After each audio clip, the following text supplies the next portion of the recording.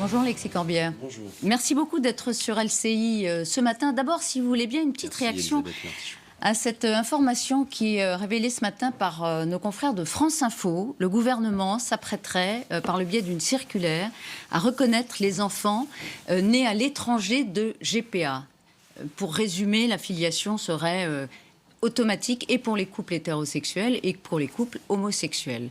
D'abord, est-ce que vous approuveriez, si c'était confirmé, cette décision du gouvernement, qui est un peu surprise? Alors, avouez que l'exercice est difficile pour moi, parce que depuis hier soir, s'ouvre à l'Assemblée nationale un débat sur une loi bioéthique qui ne parle pas de GPA, qui aborde la question de la PMA. Et je trouve un peu curieux qu'au moment où commence ce débat qui va entraîner des discussions, nous on a des amendements, vous savez que d'autres groupes en présentent beaucoup, ça va être un débat, on se retrouve percuté avec une annonce qui n'est pas tout à fait sur le même sujet, mais qui quand même, je croise ce débat sur loi bioéthique, en plus sous cette forme, si je dis, vous me demandez de réagir à quelque chose sur lequel c'est difficile. Moi, sur le fond, nous, on n'est pas favorable. On rappelle qu'on est là dans une hypothèse qui n'est pas encore confirmée par le gouvernement, on va attendre dans les heures qui viennent. Mais si je me suis permis cette introduction, c'est parce qu'attention, peut-être à une espèce de leurre de communication pour créer un autre débat sur le débat. Parce que certains reprochent aussi que ce texte soit un peu timide sur certains sujets. Vous voyez ce que je veux dire, pour lancer des lièvres sur d'autres sujets et qu'au bout d'un moment, le thème de la loi bioéthique qui est actuellement discuté ne soit pas discuté tel que ce que contient la loi. Je me trompe peut-être, mais c'est un peu curieux que sur un sujet aussi sensible, ce soit sur une annonce comme ça, dans lequel, évidemment, pour que j'ai une opinion, il faudrait regarder dans le détail de cette circulaire. Moi, avec mes amis, on a les plus grandes réserves, pour ne pas dire on n'est pas favorable à la GPA, car nous ne voulons pas la marchandisation des corps. Maintenant, on a un autre sujet, c'est que parfois, il arrive que certaines familles, des enfants sont nés dans le cadre de ces GPA à l'étranger. Moi, je suis favorable à ce que chaque enfant ait droit à une filiation. Donc, ça donne déjà un cadre de réflexion. Et après, on a un autre sujet qui est ouvert aujourd'hui par cette loi bioéthique sur la PMA, dans lequel il y a des choses avec lesquelles je ne suis pas en opposition, mais aussi j'ai un autre problème, c'est qu'il est quand même proposé, on a parlé de GPA, là cette fois-ci je parle de PMA, cette loi propose qu'éventuellement pour les enfants nés dans le cadre d'une PMA, notamment pour des couples homosexuels, ce soit marqué sur leur état civil. Ouais. Moi, à titre personnel, je ne suis pas favorable à ça. Je ne veux pas caricaturer le débat, j'en comprends certains aspects. Je ne suis pas favorable, car je suis favorable à l'égalité pour tous les enfants, quelles que soient les conditions dans lesquelles ils sont nés et le type de... C'est un débat un peu... vis-à-vis de l'état civil. C'est-à-dire que ce n'est pas marqué sur votre état civil que vous êtes né dans le cadre d'une PMA. On peut quand même l'entendre. C'est quand même un peu singulier. On rappelle que pour les couples aujourd'hui qui ont recours à la PMA, les hétérosexuels, effectivement, ça n'est pas inscrit sur le carnet de naissance. Et il s'agirait pour sécuriser juridiquement les femmes lesbiennes qui ont un enfant par PMA de l'inscrire sur le carnet de naissance. C'est assez technique, mais c'est un sujet, effectivement. Vous vous dites non. Si c'est pas inscrit pour les hétéros, ça doit pas l'être. Voilà, je suis favorable à ce que égalité des droits et pas de situation, il n'y a pas d'état civil différent selon les conditions dans lesquelles vous êtes né. C'est quelque chose. Ça me semble être un principe, mais on va en discuter, c'est technique, c'est des questions extrêmement sensibles par ailleurs. Je me mets à la place de beaucoup de familles qui suivent ça avec beaucoup d'attention parce que ça les concerne très directement, soit par rapport à un projet d'enfant qu'ils ont, soit même à un enfant. Donc c'est des sujets, j'ai envie de dire, tranquilles, c'est très important, dans lequel il peut arriver même que dans des grandes familles politiques, on peut avoir des différentes approches, franchement. C'est des sujets philosophiques, de fond. Et enfin, bon, voilà. Mais alors, vous, sur votre GPA, philosophiquement, si j'ai bien compris, vous êtes comme Jean-Luc Mélenchon, vous êtes contre la GPA, qui se pratique effectivement à l'étranger, des tas de couples, enfin... Un certain nombre de couples français y ont recours à l'étranger. Est-ce qu'il n'y a pas une forme d'hypocrisie à l'extérieur? Oui, il y a un petit problème. Oui. Mais donc ce problème, vous le réglez comment? Sinon, en accordant la filiation aux enfants nés à l'étranger de GPA. Pour l'instant, on en est là. Deuxièmement, moi, je suis favorable à ce qu'il y ait des facilités pour des mesures d'adoption aussi en France. On pourrait discuter de ça. Mais admettez que moi, je veux bien...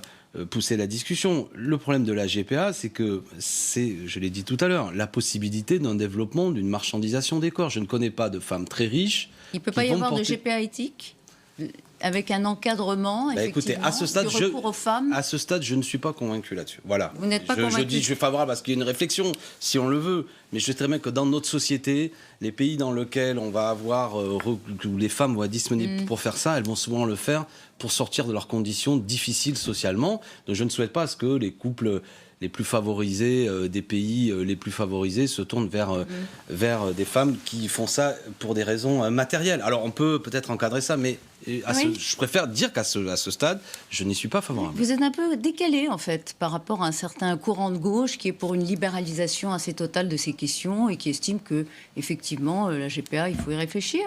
Oui, mais vous savez peut-être que ce courant sur d'autres sujets est lui très décalé aujourd'hui, celui qui dit qu'il faut tout libéraliser, tout marchandiser. Moi, je ne suis pas pour tout marchandiser. Voilà, je pense qu'il y a des choses fondamentales qui ne doivent pas être marchandisées.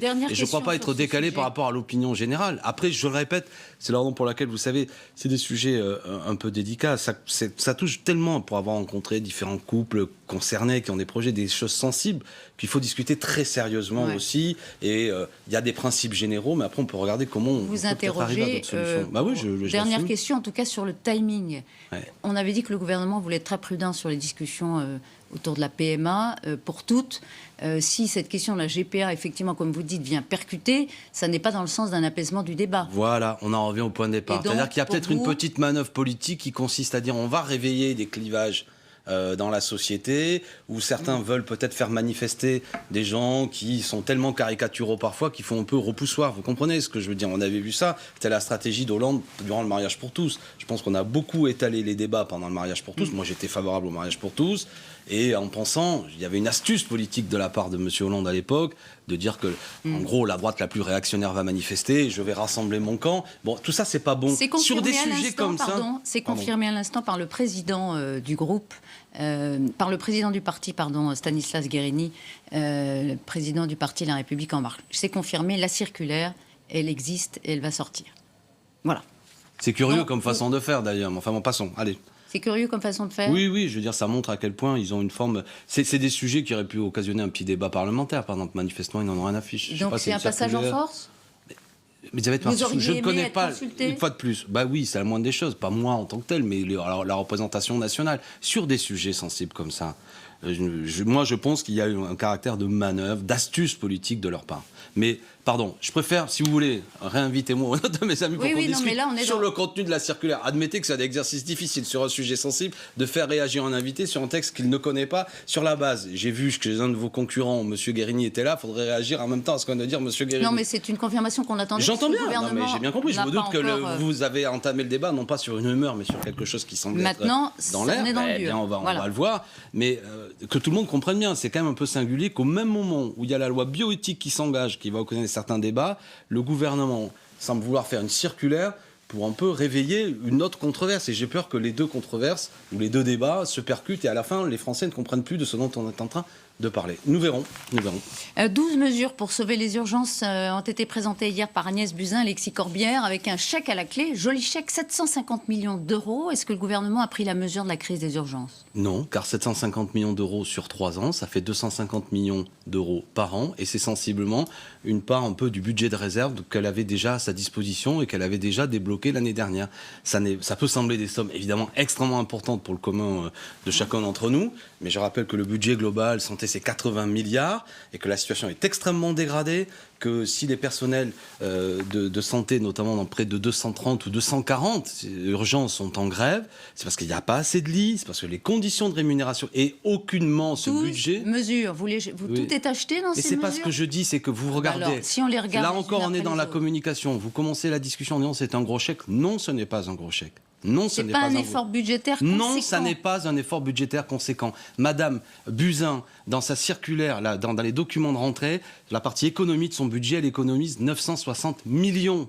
D'accord, pour les hôpitaux. On a pris mais oui, il y a une dégradation, soyons concrets. Ce que veulent savoir les Français, c'est est-ce que ça va s'améliorer dans les urgences? Est-ce qu'il y aura plus de lits? Est-ce que les conditions d'accueil seront améliorées? Non. Non, ce n'est pas vrai. Et je prends les paris que sans doute, mais ils feront ce qu'ils voudront, parce que évidemment, c'est eux qui sont mobilisés, que l'Assemblée générale, de ceux qui connaissent vraiment les choses, pas ceux qui sont abusés par des tours de passe-passe de Madame la Ministre. Par ailleurs, ils ont eu bien raison de se mobiliser. Quand bien même il y aurait une avancée un petit peu financière, c'est grâce à la mobilisation des personnels. Donc que de temps perdu. Il faut continuer la mobilisation. Ce que je dis, c'est que les professionnels de santé valident ou non ce que je suis en train de dire. Est-ce que vraiment eux, qui sont sur le terrain, est-ce qu'ils considèrent que cette somme est à la hauteur de ce qui est attendu? Beaucoup disent que par ailleurs, ce n'est pas qu'une question d'argent, Alexis Corbière, vous le savez bien, c'est une question d'organisation. Et par exemple, la mise en place d'un service 24/24, 7 jours sur 7, pour enregistrer la demande de soins et orienter permettra de désengorger les urgences. Un de vos évités... Ça, vous prenez ou pas? Oui, mais s'il n'y a pas de moyens, ça désengorgera 340 millions sur la seule mise en place de ce service-là. D'accord. Un de vos invités précédents, avant notre entretien, disait ça existe déjà, ça s'appelle le SAMU. Un numéro où il faut appeler pour dire voilà, ma grand-mère, c'est bien de faire un malaise, mon mari, mon épouse, etc. D'accord? La question, c'est que vous pouvez faire toutes les plateformes. Et en l'occurrence, ce SAS dont vous parlez, il n'y a pas de numéro, il n'y a pas de moyen, on n'en sait rien. D'accord? Pour vous dire. Place à la concertation, c'est ça. Oui, comme par hasard. D'accord, très bien. Donc ça ne va Elle gagne du temps? Mais actuellement, pourquoi on en est là? C'est qu'il y a eu une dégradation de notre système de santé. Une dégradation, des fermetures de lits, des fermetures d'hôpitaux.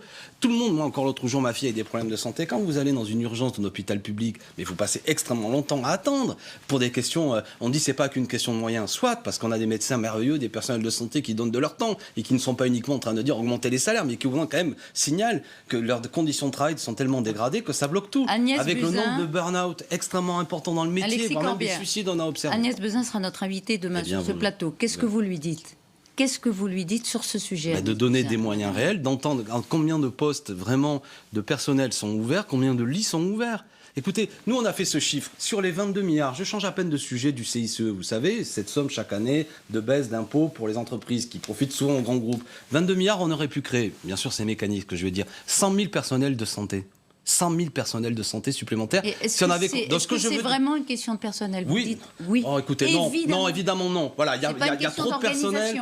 Mais ça l'est toujours. Mais la désorganisation, elle vient du fait que les personnels aussi sont trop peu nombreux. C'est trop facile de dire c'est pas une question de moyens. C'est jamais qu'une question de moyens. Bien sûr, il faut une organisation. Bien sûr, il y a une utilisation dans certains coins où il n'y a plus de médecine générale, de l'hôpital. On peut discuter de tout ça. Donc vous dites à la ministre, le compte n'y est pas. Moi, ce que je dis d'abord, c'est au personnel de santé, gloire à ceux qui se sont mobilisés. Vous avez bien raison, vous êtes l'honneur du service public. Non, réunissez-vous et décidez en fonction de ce qui vous semble juste, de ce qu'il faut faire. Le sentiment que j'en ai, après avoir un peu consulté hier soir et ce matin quelques amis là-dedans, c'est que le compte n'y est pas. Mais une fois de plus, moi, je veux dire, je ne suis pas en grève et je ne me substitue pas à la parole de ceux qui sont en grève, car c'est eux qui prennent les risques, c'est eux qui sont courageux et c'est eux qui en plus savent bien mieux que nous ce qu'il y a à faire. Donc j'aurais totalement confiance à l'Assemblée générale des personnels mobilisés.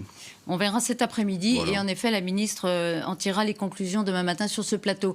Jean-Luc Mélenchon est rentré de sa tournée en Amérique du Sud. Oui, il fera tout à l'heure la rentrée parlementaire avec vous, puisque c'est aujourd'hui que vous retrouvez les bancs de l'Assemblée. À 15h. À 15h. Nous sommes le 10 septembre, dans 9 jours précisément, Alexis Corbière, Jean-Luc Mélenchon et 4 autres membres élus de la France Insoumise comparaîtront. En tout cas, vous avez un rendez-vous judiciaire. Vous avez dont votre serviteur. Vous avez reçu votre convocation? Non. Non? Non. Bon, normalement, vous y serez. D'accord. Alors, on peut commencer par là. Déjà, c'est quand même singulier, par exemple, puisque vous connaissez cet aspect-là, que c'est la presse qui m'apprend ce genre de choses. Moi, je ne souhaite pas, j'ai jamais dit. Parce que vous dites, j'ai pas reçu ma convocation. Oui, c'est quand même, il y a aucun, ça se passe pas comme ça normalement.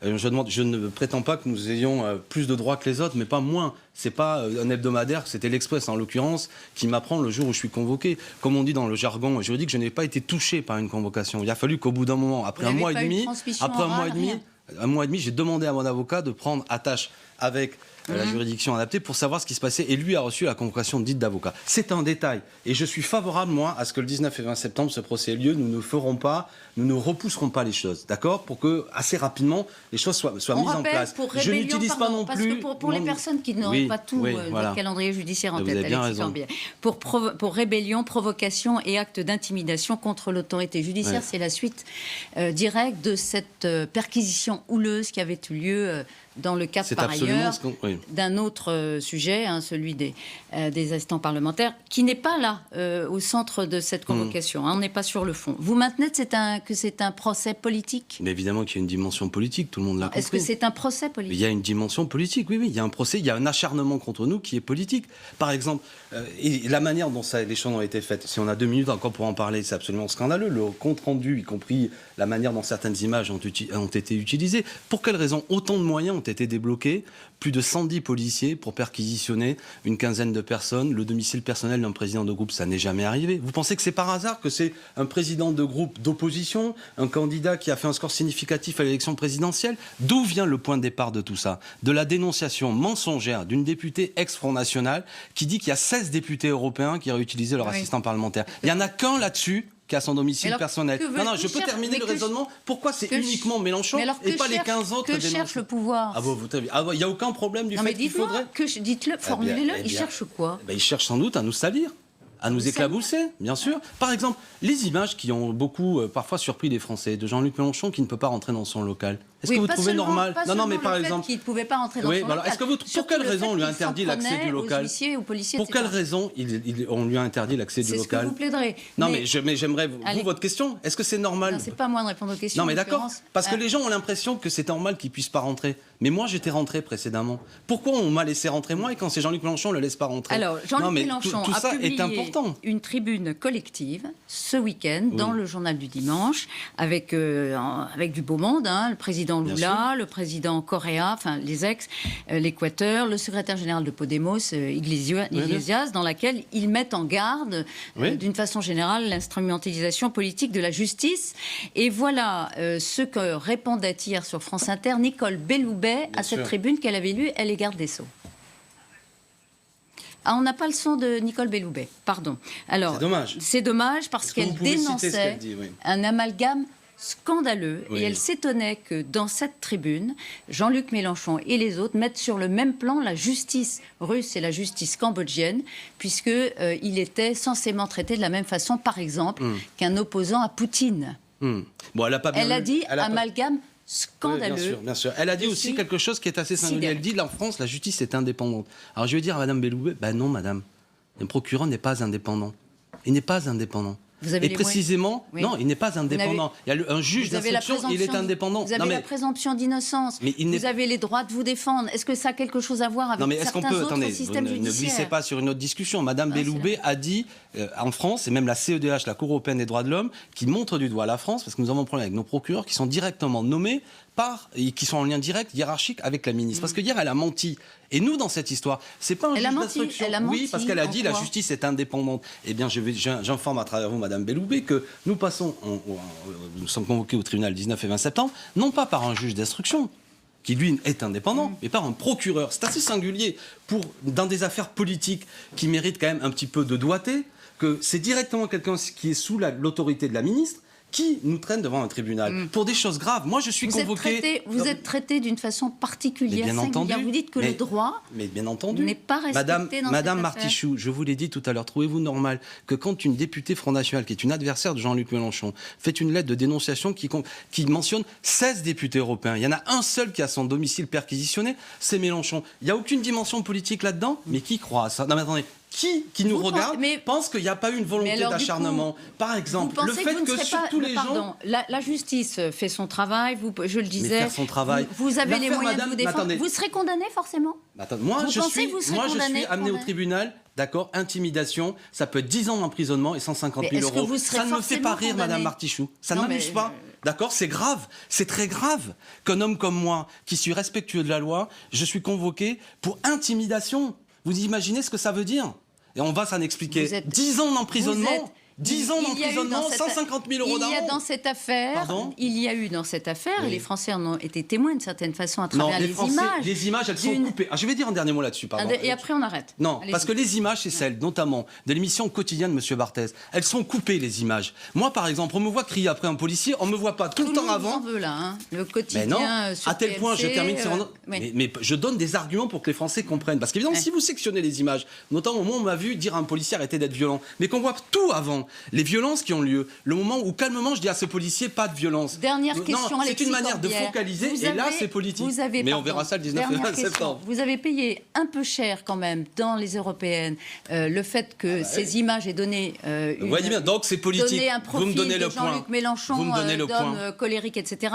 Est-ce que là il fallait vraiment remettre la lumière? Est-ce qu'il ne fallait pas faire profil bas à quelques jours de ce procès plutôt que de redonner l'occasion de parler de ces... J'espère que vous plaisantez. Moi, je préfère ne pas passer un procès. C'est quoi le sujet?